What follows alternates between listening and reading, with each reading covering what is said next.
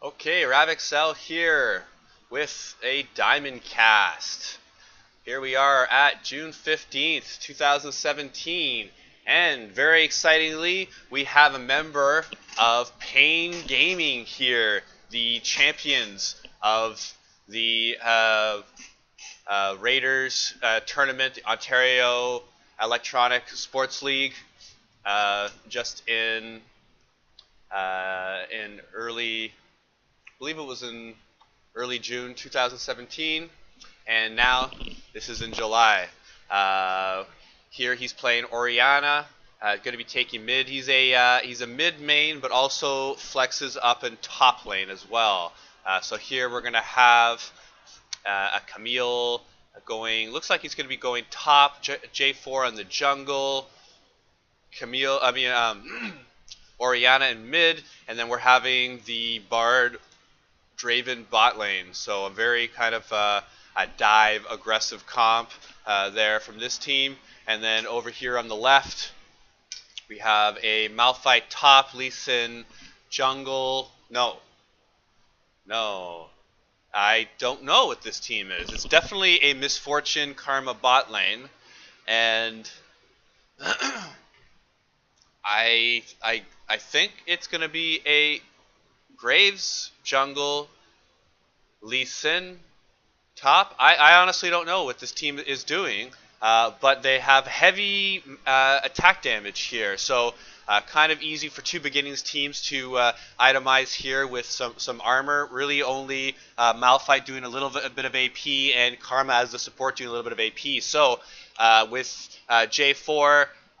He should be itemizing for second item as armor, and possibly also a third item for armor.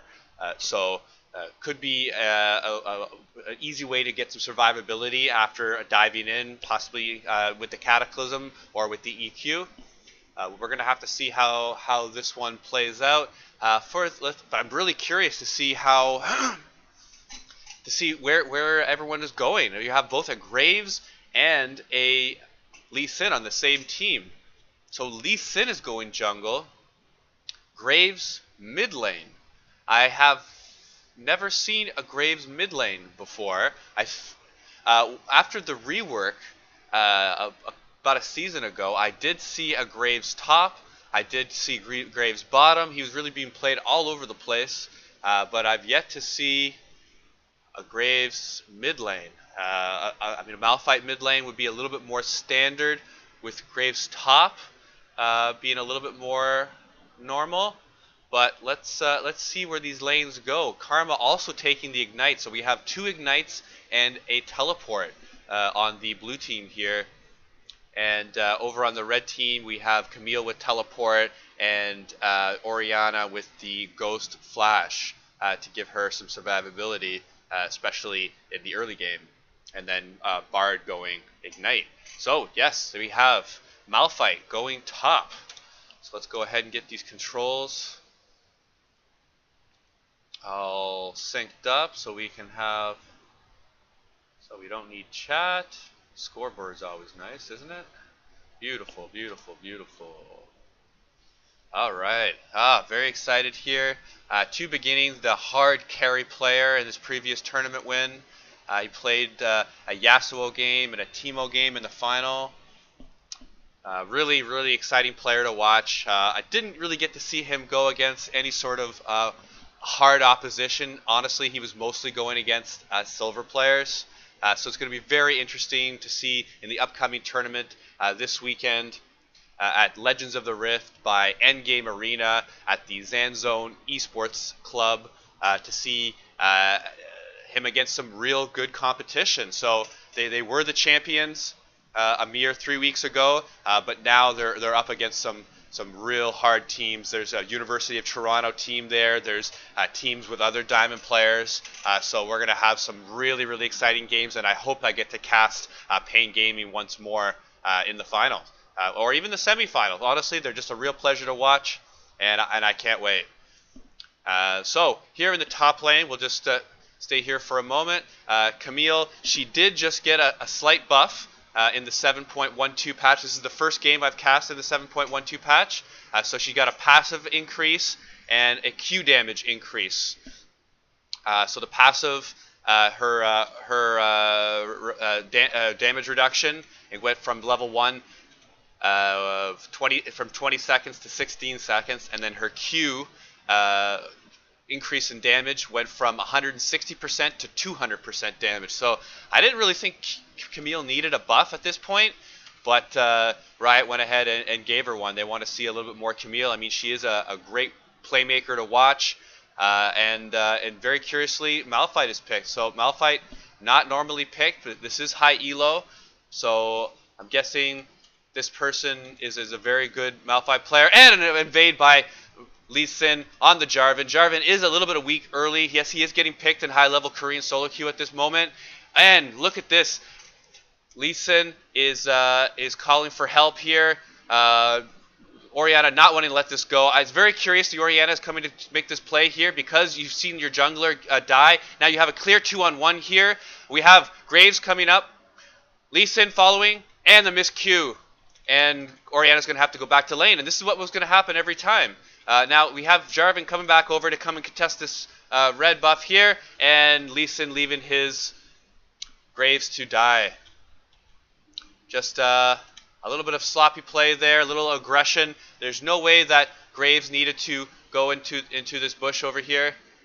He should have just, as they weren't able to kill anyone here, just came back around or came back down and then safely got back to lane. But here Oriana is able to get back to lane and farm up, and she's going to be able to push that lane in and go back to base and possibly get some boots or another Doran's ring. Generally, people don't go the 2 Doran's ring start on Oriana. You're generally trying to go for your early Morellonomicon. So we could see a component there. Here we went for a Dark Seal, so maybe expecting to carry this game, maybe expecting to use a lot of potions, but going for the Dark Seal start. Not a start that I tend to do, but hey, I'm not a diamond mid laner, so maybe it's something I need to start working on. And it's very effective when you start getting some stacks or if you're using a lot of potions. So we're going to see how that works out. Really, at this point, you either got to be calling for a jungler here as the red team, or you need to be going back to base. This is very dangerous here, but here we have Lee Sin at the top lane looking for a gank. He doesn't know he's standing in a ward right here, but let's see if he can land the Q this time. Oh, and able to get away. Very nice. She can't go back right now, just because Camille has this large wave and a half here and cannot afford to lose this wave. But Malphite, one of the reasons why he's not picked is because of these very, very high mana costs. And as you can see, the low mana already filled 5 minutes into the game, and Camille needs to pick up some of these farm. So she's up a little bit. She's up 5 farm right now. Malphite going ahead and going for the health crystal and boots. So probably going for, I'd have to say, a catalyst to a Rod of Ages start for Malphite, but we'll just have to see. There's a lot of items he can build with that health crystal, and Camille just going straight attack damage, looking to try to bully the top lane, maybe get an early kill. So we have 3 kills to 1 right now. We have Oriana picking up her first kill as well as Jarvan, so they each have a kill. Ori farming pretty nicely at 31 farm. Probably an easy back timer right now. I don't know why she's staying. She's trying to harass a little bit. She does have a Dark Seal and a Doran's ring to try to regain some of these costs. But here you're seeing 2 people in the middle. Big teamfight trade on bottom lane. There's a 2-for-1 for blue team. Wasn't able to get to that one. Just been trying to focus here a little bit on the mid lane to see what's going on. Both junglers kind of eyeing this mid lane. Definitely, if you're the Lee Sin, you should be looking at this Oriana with almost no health right here. I mean, no mana. Oriana without mana is not that useful. Her auto attacks are good. She does have the Ghost still available, but she's got to be careful there with no mana. So Camille going back. She pushed in the wave. Going to go look to complete her Tiamat and just build the boots. Jarvan going ahead and getting that blue buff. This is a Infernal Dragon as the first dragon. So with red team controlling the Scuttle Crab, They should be looking to get some advanced vision here. This is high level NA solo queue, so starting from now until about the 10 to 12 minute mark is when you're going to see this first dragon taken, or at least fought over. And right now, just the Scuttle Crab and some defensive wards right here. This is also a very effective ward, making sure to pink the side of the dragon that you want. So when you have a high value dragon come down first, such as a mountain dragon or an infernal dragon, what you want to do is throw a pink ward right around here to make sure that there's no wards here, and then you can have a clear path to roam down towards the dragon or bot lane. And it makes pushing in the mid wave and then going down to roam for that dragon much easier, and it gives the opponent much less information. Okay, looks like we have a 3-on-3 bot fight. No, Malphite teleporting in. It's a 4-on-3. Make that 4-on-2. We have Lee Sin picking up the kill. Bar is just trying to run for his life. He is not going to be able to escape this. He's just running through the enemy's base. He's trying to get some survivability here. He's trying to just take the extra time, trying to waste time for them. And right now it's just who picks up the kill, and it's going to be Lee Sin with 3 kills already. That's a big swing right now in bot lane. That's a 2-for-0, and now the blue team should be looking for this Infernal Dragon. They're calling for mid lane here. Malphite going top lane. Okay, so she's going back to pick up that wave, so not looking for that hard call. Oh, Lee Sin looking to try to ward hop into the ult to kick Oriana back, but Oriana goes ahead and flashes away from that, just flashes behind the kick. That way, if she was kicked, it would have been useless anyways, because she would have just been kicked safely.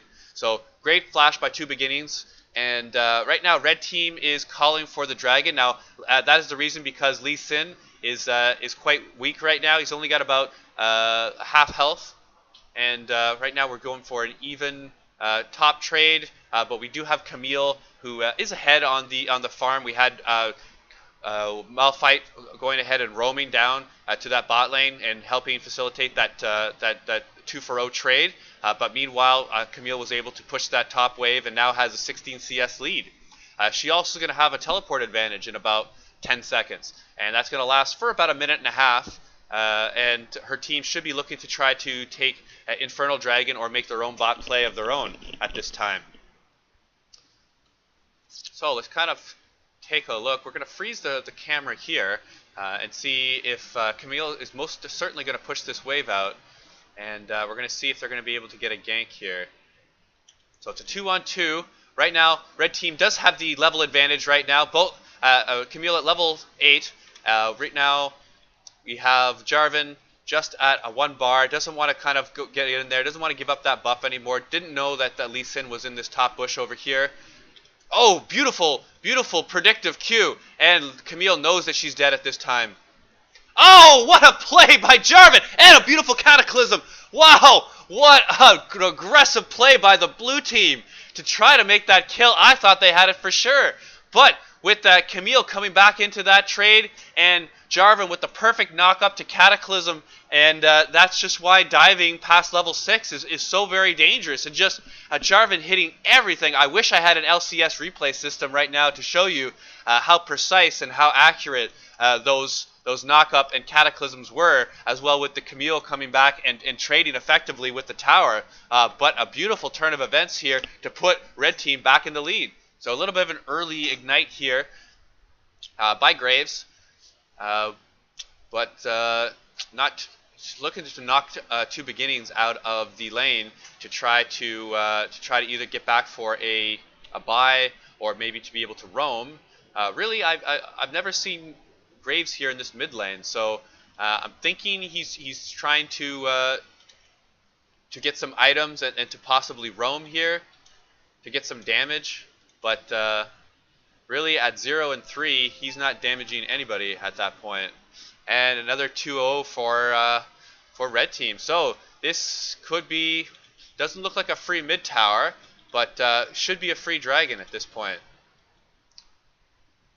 Jarvan, knowing that it's a free dragon here, he should not be going for the Scuttle Crab. So this is a good decision to go for this right here. They don't have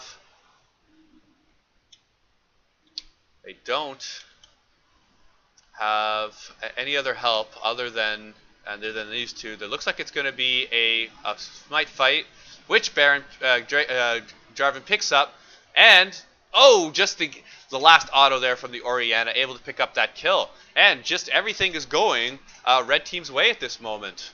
And even after that early roam from Malphite, he had a great TP play, had a 4-on-3, and then it turned into a 4-on-2. They picked up a double kill on bot lane at around the 6-minute mark, and they unfortunately weren't able to do anything with it. Lee Sin's picking up most of the kills, and went ahead and just lost that smite fight there against Jarvan. Both of them were at the same level, and it was just a little bit better timing for the J4. So he's got the warrior enchant finished. He's got his ninja tabbies built,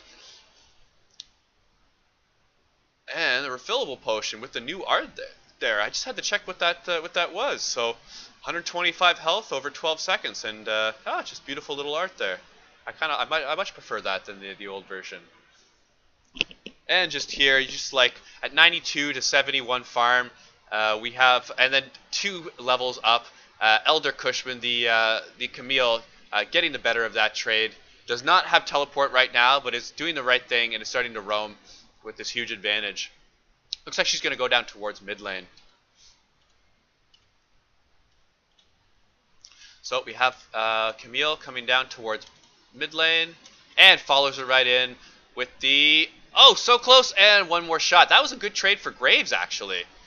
Graves picking up his first kill, shutting down Camille, and allowing Malphite to roam back down towards mid lane. Oh, beautiful flash once again from 2 beginnings. That's 2 flashes that he's been able to avoid ultimates, and very confident staying back in here, controlling the ball, and not allowing this Malphite to get the best of him. But when you have this Karma here using the Twin Fangs here, the slow active, the spooky ghosts, able to slow Oriana down and not be able to dodge anything. So very nice turn. That is 3 kills and 3 assists for that Karma. So not exactly where the kills are wanting to be going on this blue team. That's 3 kills for Lee Sin, 3 kills for their support Karma. But hey, at least they're picking something up, and they're only 1,800 gold behind and only a Infernal Dragon behind. So this is shaping up to be a somewhat even game, with red team going up a little bit of ahead, and now blue slightly catching up. But they do need to get some of their carries. They do need to get either Graves or Misfortune some kills at this point. Looks like Jarvan is going for the Black Cleaver here with his Phage build. And here the team fight, heal being able to used up, and just enough to get Draven out of the fight right through Misfortune's ultimate. Just not doing enough damage at this point. Only has a static Shiv build at this point, so has the crit, but does not have the damage at this point yet. So 2 beginnings going ahead and roaming down to the bot lane to make it a 4-on-2 currently. Picked up that kill for 5 kills, 4 assists, just doing a real nice job in mid lane. Lee Sin coming down, but only to his death. Oh, beautiful by Bart. Just got him with the end of that skill shot. J4 a little bit early with that spear. Did not do the damage because it was just at the end of Bard's ult, but Bard going up and picking up that last Q and picking up a well-deserved blue buff as well for him. So just picked up that tower in bot lane, and right now roaming to mid lane. Got some great item points to hit right now. I believe Jarvan can build the other half of his Black Cleaver, and really just winning all over the map. The only place where they're not dominating is bot lane, and really everywhere else. Mid lane, jungle, top lane, red team has got a significant lead. Next dragon up in a minute 20. Rift Herald still up for another 3.5 minutes. So be curious to see which one they focus on to try to get a bigger lead in this mid game. They only got the bot tower down.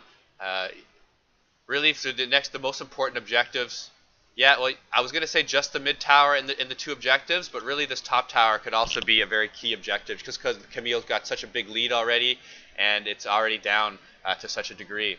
So really, yeah, the two towers, the Rift Herald, and this next dragon coming up are fairly key. Jarvan looks like he's starting this Rift Herald solo, and at 5 kills, 1 death, 6 assists, he most certainly can do this solo. Oh, and just missed by the Lee Sin. I think he's just a little bit tilted right now. Not able to hit all his skill shots. Really, you got to be able to hit your skill shots as Lee Sin if you're going to go ahead and try to hit them. So let's go take a look at how Jarvan's doing. And because he's got such a big lead, it's really so easy for Jarvan to go ahead and solo this. He's just going to go ahead and pick that up himself. Wait till they get an advantage in a lane and use that to get a guaranteed 1 tower. Possibly a 2nd tower if it's used effectively and the team's able to collapse well enough. All right, just a little bit of a lull, but they're already using it. Rift Herald, Oriana's pushing mid lane, and she's saying, "Hey, let's get this tower down." So there's that for sure tower, and they still have a little bit of life left. We have 3 members of red team plus a Rift Herald going hard into the tower. And looks like they're going to be able to get this down to maybe about half. It's going to be pretty close. And going ahead to retreat. So we have the Wind Dragon that have just popped up. We have 2 members of red team down towards the bottom lane. Another 2 that are getting prepared for Dragon. And Camille in the top lane, who's just picked up that top turret, which she most certainly was going to do without Malphite in the lane there to stop him. So J4 coming in for the EQ right into the Cataclysm. There's nowhere Karma can go. 1 more tower shot's going to hit the J4, but that's not going to be enough. They're going to pick up this tower, and I assume going to pick up the Dragon afterward. Let's go see how they rotate for this. Trying to pick up that other kill. Bard had the ultimate just come back up on cooldown right there. Just went for the play, but wasn't able to hit it. Really should be going back as a team to pick up this dragon or to switch to mid lane. But everyone's kind of doing something different. Mid lane's going back. Draven's going to go back with the low mana. And possibly they're just going to do dragon as a duo. Oh, wow. What a misplay by Malphite. Just, he must have died solo up there because his death timer is just coming down. Camille has got a huge lead right now on the top lane and was able to just get that 2nd tier top lane for free. Just with the team moving towards mid lane and then back towards bottom lane to prevent the pushes, Camille just had a free go at top tier turret. And right now, all that's left for the 2nd tier turrets is what's left from the Rift Herald here, and that's a 60% tier 2 turret. Now with the 2nd dragon picked up, so that's a Rift Herald and 2 dragons picked up. Now a 10,000 gold lead. And at 20 minutes, it's exactly where you want to be at the 20-minute mark for red team. Just really with some careful play, they really shouldn't be losing this game by any means. We could take a look at scaling at this point. So Camille and Malphite scale pretty much the same. They just have different abilities. Malphite is more of a team fighter, more of a huge initiator to team fighter with tank, which is very useful in mid game. He is going an aggressive build here. He did start with Sheen, but then went into straight tank. I guess when he started losing very hard, that's what you want to do when you're a top lane and you start losing very hard. Is generally you want to go into tank so you're at least somewhat useful for your team in mid game. And just the team is just completely getting wiped. This could be the end of the game right here. With this Karma is a ace, so that's an ace at 20 minutes. They are going to get this mid turret, but there is a ping going down towards Baron. So I predict either a surrender at this point. This is diamond level solo queue, so they know better than most of us how over this game is. This is a ranked game, so perhaps 2 of them are just saying that they want to play it out. But it's going to be for sure a free Baron. Let's go back to the scaling of this team. I don't know, it might be a moot point at this time, but Camille, known for her split pushing, and then as opposed to what I was saying about Malphite, Jarvan does scale significantly better than Lee Sin. Lee Sin starts to fall off at about this point right now in the game. Oriana does scale a little bit better than Graves, and Misfortune and Draven scale about evenly. So really, the scale advantage is on red team going through what we just went. So really, there's not much way that blue team can catch back up other than a massive Malphite ult into a Graves and Misfortune ult. Really, they're looking for the big wombo combo, and red team just needs to make sure not to group up as 3 or 4 to get hit by that ult. Really, you just cannot get hit huge by the Malphite ult, and here blue team is out of position, 2 of them up. The game is over. Really, they just need to be hitting that FF and moving on to next game, because there's really no way for them to catch up. They should be sending one person bot lane. Really, Camille should be going bot lane here to push this wave. Teleport's almost finished. Finished on cooldown. And they could be pushing in 2 waves at this point, but they're just going to try to go for mid.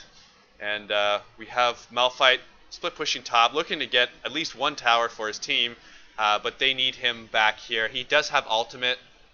Perhaps he's trolling at this point.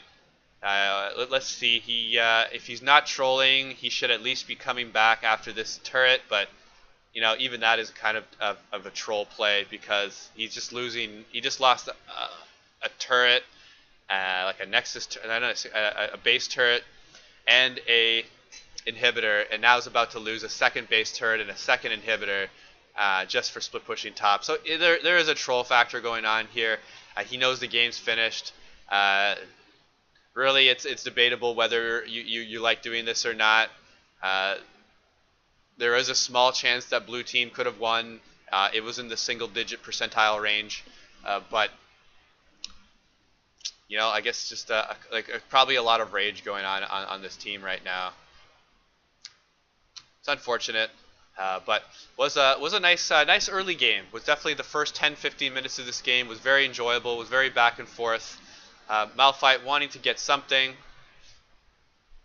That Hourglass, what it does allow the cooldowns to come back for Malphite, but just at already 8 kills. At 13 assists, was just way too much of a lead over the Malphite. 2 levels as well. Really, Malphite has no way of winning that.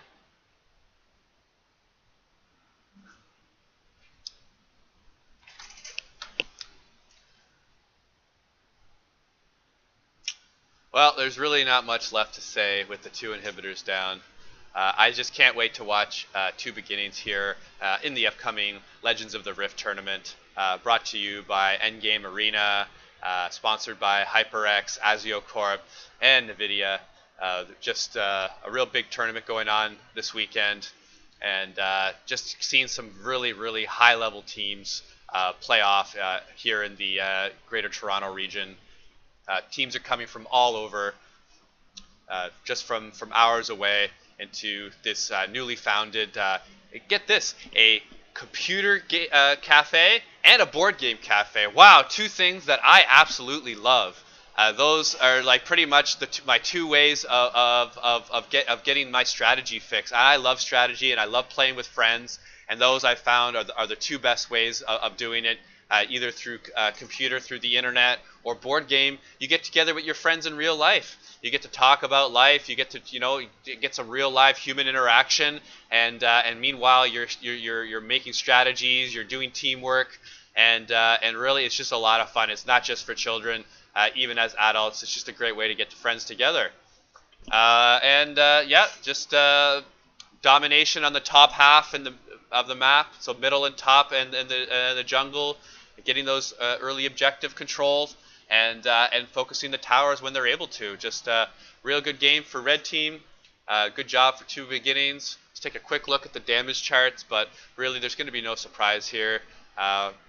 Basically, it's going to be exactly like I was saying. So yeah, just Malphite is not too happy with all those Doran's rings, as you can imagine. That was just at the end. The game was over at that point. So here we have.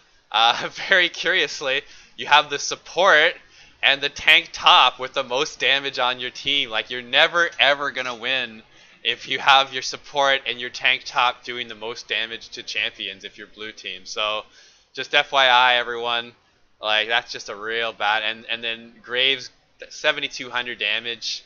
If you're picking Graves mid, you need to be doing something with it. You can't just be sitting there and dying and picking up your first kill only after a trade, like a 1-for-1 trade, going 1-for-4 in mid lane and then losing your mid tower. Just never going to happen. And then here we have the hard carry lanes. You know, Camille with 20,000, Oriana with 24. That just pretty much says it all right there.